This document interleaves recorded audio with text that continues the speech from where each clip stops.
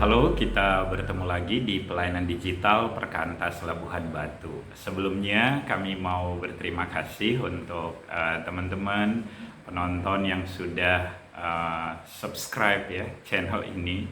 Uh, Video yang kemarin cukup banyak yang menonton gitu ya. Kami sangat bersyukur begitu. Berarti ya topik itu relate, bermanfaat gitu ya bagi banyak orang. Nah, kali ini saya akan melanjutkan pembahasan masih seputar topik pacaran pada remaja ya. Karena memang belakangan saya menerima banyak pertanyaan-pertanyaan begitu ya. Jadi saya kira saya akan membahasnya di dalam beberapa video begitu. Kali ini saya akan membahas tentang cemburu dan sikap posesif ya. Apakah cemburu itu dan sikap posesif menandakan cinta?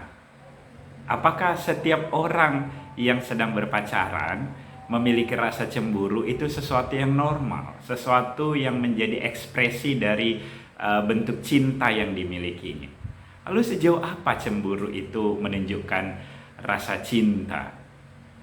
Kemudian ketika cemburu diikuti dengan sikap posesif gitu ya, bahkan perilaku posesif, apakah itu juga masih merupakan cinta? Nah, menarik sekali. Sebelum kita bahas lebih jauh, saya mau menunjukkan bahwa di dalam Alkitab, Allah kita disebut Allah yang cemburu. Keluaran 34 ayat 14. Sebab janganlah engkau sujud menyembah kepada Allah lain, karena Tuhan yang namanya cemburuan adalah Allah yang cemburu. Menarik sekali, Allah yang cemburu itulah Tuhan kita. Kalau begitu, bolehkah seseorang memiliki rasa cemburu? Beberapa remaja bahkan mengatakan bahwa cemburu itu ya merupakan ekspresi cinta, itu menunjukkan tanda cinta. Nah, mari kita melihatnya lebih jauh. Ketika Tuhan menyatakan dirinya sebagai Allah yang cemburu, ini juga merupakan ekspresi kasih, ekspresi cinta dari Allah kepada umatnya. Nah, kemudian apa yang dicemburui oleh Allah ketika umatnya mau menduakan dia, menyembah Allah lain? Nah, apakah ini sama dengan kecemburuan seseorang yang sedang berpacaran, ketidakinginannya untuk diduakan dengan yang lain? Mari kita lihat dulu, siapa Allah kita? Allah kita menunjukkan cinta yang tak bersyarat kepada umatnya. Ia memiliki anugerah, belas kasih yang unconditional, yang tidak terbatas oleh waktu, yang tidak terbatas oleh keadaan. Cinta kasihnya tetap untuk selama-lamanya. Kemudian ketika ia katakan bahwa dia adalah Allah yang cemburu, maka sebetulnya Allah tidak ingin umatnya jatuh kepada penyembahan berhala, kepada sesuatu yang akan membawa kehancuran kepada umatnya. Kalau di dalam perjanjian lama secara khusus kalau kita baca, setelah umat Tuhan diselamatkan dari Mesir menuju tanah perjanjian di tanah Kanaan, maka ada satu kitab yang menunjukkan kondisi umat Israel ya, umat Tuhan. Kitab Hakim-Hakim. Nah, kitab Hakim-Hakim ini menunjukkan bagaimana kejatuhan iman membawa umat Tuhan kepada kejatuhan moral. Kejatuhan moral membawa umat Tuhan kepada kejatuhan umat sebagai satu bangsa yang pada akhirnya hancur. Jadi kehilangan iman kepada Allah membawa umat mengalami kehancuran moral. Kehancuran moral membawa umat kepada satu kondisi kehancuran perilaku. Perilaku yang membawa kondisi masyarakat semakin kacau begitu ya. Kondisi sosial semakin hancur. Sehingga sebagai satu bangsa itu menjadi bangsa yang semakin kehilangan akan kehilangan kehidupan yang beradab begitu ya. Justru kehidupan yang semakin barbar. Sehingga kalau kita melihat Allah begitu kuat begitu ya, begitu keras menekankan bahwa dirinya adalah Allah yang cemburu kepada umatnya sebelum memasuki tanah perjanjian. Itu karena Allah betul-betul mengasihi umatnya dan tidak menginginkan akan kehancuran umat itu. Jadi di sini menunjukkan bahwa Allah betul-betul menunjukkan kasih yang sempurna di dalam kecemburuan itu. Nah, sekarang kita melihat sedikit lagi ya, bahwa di dalam diri Allah tidak ada kelemahan, tidak ada cacat celah, tidak ada satu bentuk emosi yang tidak stabil begitu. Sehingga kecemburuan Allah itu tidak sama dengan satu bentuk kecemburuan manusia. Kecemburuan Allah tidak mengandung iri hati. Kecemburuan Allah tidak mengandung satu sikap superioritas, kebutuhan akan pengakuan. Allah di dalam dirinya sendiri telah sempurna di dalam kasih, di dalam keberadaannya. Sehingga ketika Allah menyatakan dia Allah yang cemburu, itu menunjukkan satu bentuk kasih yang sempurna. Ketidakinginannya melihat umatnya mengalami kehancuran. Nah, mari kita sekarang beralih kepada topik kita, bahwa manusia yang sedang berpacaran, dua remaja yang sedang berpacaran, apakah wajar memiliki rasa cemburu, dan apakah kecemburuan itu benar, dan apakah ini sama dengan kecemburuan Allah?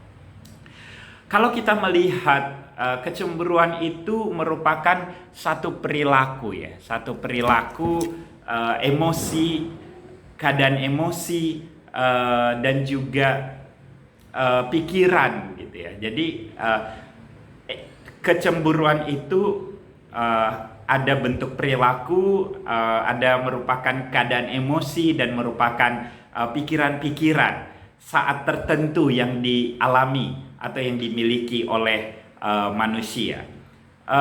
Kecemburuan itu bentuk ketidaksenangan yang timbul karena sesuatu hal yang dimiliki oleh orang lain. Nah, sekarang kita ambil konteks dalam berpacaran. Kecemburuan itu muncul ketika kita merasa tidak memiliki pasangan kita dan dia justru dimiliki oleh orang lain. Nah, ketika kita merasakan cemburu terhadap sesuatu yang membuat kita merasa kehilangan pasangan kita, apakah ini merupakan bentuk cinta? Nah, kecemburuan itu sendiri di dalam diri seseorang menjadi kompleks. Tidak selalu mengekspresikan kondisi cinta yang murni, yang menginginkan pasangan untuk hidup bagi suatu kekudusan, kesucian, kebahagiaan yang sejati. Jadi kecemburuan manusia itu lebih kepada perasaan hilang. Nah, fokus daripada kecemburuan seseorang manusia itu akhirnya berbeda dengan Allah. Kalau Allah tadi fokus kecemburuannya adalah manusia itu sendiri, sehingga itu menunjukkan rasa cinta yang sejati. Kalau di dalam kehidupan kita sebagai manusia, seringkali kecemburuan itu fokusnya adalah diri kita. Kalau kita lihat lebih jauh, sebetulnya apa sih sumber daripada kecemburuan ini? Kecemburuan itu kalau kita perhatikan gitu ya, bagi setiap orang yang sedang merasa cemburu, coba kita telusuri. Kerap kali sebetulnya kecemburuan itu dialami oleh orang-orang yang merasa dirinya gagal. Sehingga ketika dia melihat pasangan misalnya lebih bahagia bersama temannya, bersama hobinya, bersama keluarganya, bersama orang lain, dia mulai merasa dirinya gagal. Nah, kegagalan inilah yang membuat dia merasa cemburu, merasa bahwa pasangannya lebih dimiliki oleh sesuatu yang lain daripada dirinya. Jadi ada perasaan gagal. Nah, kecemburuan itu juga dialami oleh orang-orang yang merasa inferior. Sehingga sebetulnya orang-orang yang cemburu ini tanpa misalnya pacarnya itu lebih dekat dengan yang lain, sebetulnya bibit kecemburuan itu sudah ada. Jadi orang-orang yang cenderung inferior, rasa percaya dirinya rendah, punya self esteem rendah, biasanya sebetulnya dia sudah punya bibit kecemburuan itu. Dan ketika berpacaran, ini hanya tinggal menunggu waktu. Apapun yang akan dinikmati oleh pasangannya tidak berhubungan dengan dirinya, itu sudah menjadi sumber kecemburuan. Nah, berikutnya kecemburuan itu dialami oleh orang-orang yang tentu orang-orang yang jauh dari Allah. Orang-orang yang selalu merasa dirinya lah sebetulnya yang paling berhak. Orang-orang yang sebetulnya menjadikan dirinya sebagai pusat segala sesuatu. Orang-orang yang dekat dengan Tuhan akan merasakan rasa aman yang sejati. Tetapi orang yang jauh dari Tuhan akan selalu dipengaruhi oleh kondisi, tergantung kepada situasi dan kondisi, dan dia meletakkan keamanan dirinya itu atas pengakuan, atas kuatnya rengkuhan, pegangan atas sesuatu. Dialah yang menjadi pusat dari segala sesuatu, bukan Allah. Sehingga pergeseran atau goyangan ataupun sedikit aja gitu ya, orang yang dalam hal ini pacarnya mencoba untuk keluar dari dirinya, untuk mencoba tidak selalu terhubung dengannya, ini menjadi sebuah sumber kecemburuan. Nah, secara garis besar sebetulnya kecemburuan itu menunjukkan rasa tidak aman seseorang. Orang yang insecure di dalam dirinya, sebetulnya tanpa penyebab apapun dia akan memiliki rasa cemburu kepada pacarnya. Karena itu cemburu ini tidak selalu menunjukkan ekspresi cinta seseorang. Cemburu ini lebih menunjukkan kepribadian seseorang di dalam dirinya. Nah, kecemburuan ini merupakan satu perilaku, emosi, dan pikiran yang selalu memfokuskan relasi itu kepada dirinya. Nah, tetapi apakah memang tidak ada cemburu yang sehat? Tentu ketika kita cemburu oleh karena kasih kita pada orang ini, pasangan kita, pacar kita, oleh karena kita ingin dia bahagia, maka itu cemburu yang sehat. Sebagaimana saya katakan, Allah memiliki rasa cemburu ketika dia tahu yang terbaik kepada umat. Nah, hanya ini juga perlu kita waspada. Keinginan untuk melihat pasangan kita lebih bahagia, ini juga bisa jadi jatuh kepada satu sikap yang posesif gitu ya, posesif. Kalau ini satu sikap yang sudah salah lagi, begitu ya. Kalau tadi cemburu itu sangat fokus pada dirinya, itu tentu salah. Itu justru menunjukkan tentang kepribadian dirinya yang selalu merasa tidak aman, begitu. Tetapi ada cemburu yang sehat. Cemburu yang menunjukkan rasa cinta, keinginan untuk melihat pasangan kita bahagia, mengalami kebahagiaan yang sejati, mengalami kepuasan, mengalami mengalami cinta yang sejati di dalam dirinya. Tetapi kemudian ketika sikap ini menjadi berlebihan gitu ya, ini menunjukkan sikap posesif. Sikap posesif itu justru sikap seseorang yang selalu menginginkan pasangan seperti yang dia pikirkan. Menginginkan pasangan seperti yang dia mau. Menginginkan pasangan seperti yang dia bisa selalu kontrol. Sehingga sikap posesif ini sebetulnya adalah sikap yang mengikat. Nah, orang-orang posesif itu biasanya sih tidak terlihat superior ya. Beda dengan orang yang cemburu gitu ya. Orang yang cemburu itu akan terlihat sangat superior. Padahal itu menunjukkan rasa inferiority-nya, rasa kerendah diriannya. Gitu. Nah, lalu sebaliknya di ekstrem yang lain, orang posesif ini adalah orang-orang selalu menunjukkan sikap yang bergantung, tidak bisa hidup sendiri, selalu membutuhkan dia, pasangannya gitu ya, selalu menginginkan gitu. Dia merasa hancur kalau tidak bersama pasangan gitu. Tapi sebetulnya semua sikap ini, rasa tidak bisa sendiri, sangat membutuhkan pasangan, hancur ketika ditinggal, membuat dia selalu menginginkan pasangan tidak boleh lepas dari genggamannya. Sehingga orang yang semakin posesif sebetulnya akan semakin mengikat pasangan. Pasangan yang memiliki pacar yang posesif, seseorang yang memiliki pacar yang posesif akan makin terikat, makin tidak bebas, makin tidak bisa melakukan sesuatu sesuai dengan kehendak dirinya. Nah, senjata yang dilakukan oleh orang-orang posesif itu seperti tadi, akan selalu menunjukkan kebergantungan, ketidaksiapan untuk ditinggal, merengek, sikap kekanak-kanakan, sehingga kita yang menjadi pasangan ini semakin tidak bisa bergerak, semakin jatuh kepada satu keadaan, kalau kita keluar kita makin merasa bersalah, kalau kita di dalam kita makin merasa terikat. Nah, ini sama sekali tidak ada hubungannya dengan cinta.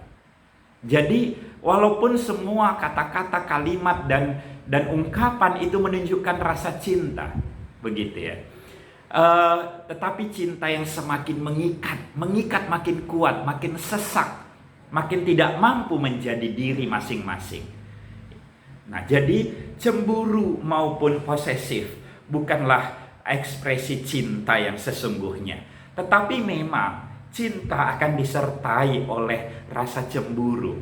Cinta juga disertai oleh keinginan untuk melihat pasangan bahagia seperti yang kita inginkan. Tetapi ekstrim kedua-duanya ini tidak merupakan ekspresi cinta. Jadi kita perlu hati-hati. Jika ada di antara kita yang sedang berelasi ya, berpacaran begitu, apakah kita selalu menunjukkan kecemburuan sehingga kita tidak membiarkan pacar kita menjadi dirinya sendiri? Itu bukan cinta. Itu bukan cinta. Cinta akan selalu memberikan ruang bagi pasangan untuk menjadi dirinya. Makanya pacaran itu tidak selalu pin dia, kita harus tahu passwordnya, kita harus tahu apa yang dia posting di akun, kita harus klarifikasi dulu atau lihat dulu atau seleksi dulu begitu. Itu antara cemburu dan posesif yang salah. Ya. Pacaran itu harus memberikan ruang bagi diri kita menjadi diri kita yang aman, secara otentik berelasi dengan dia.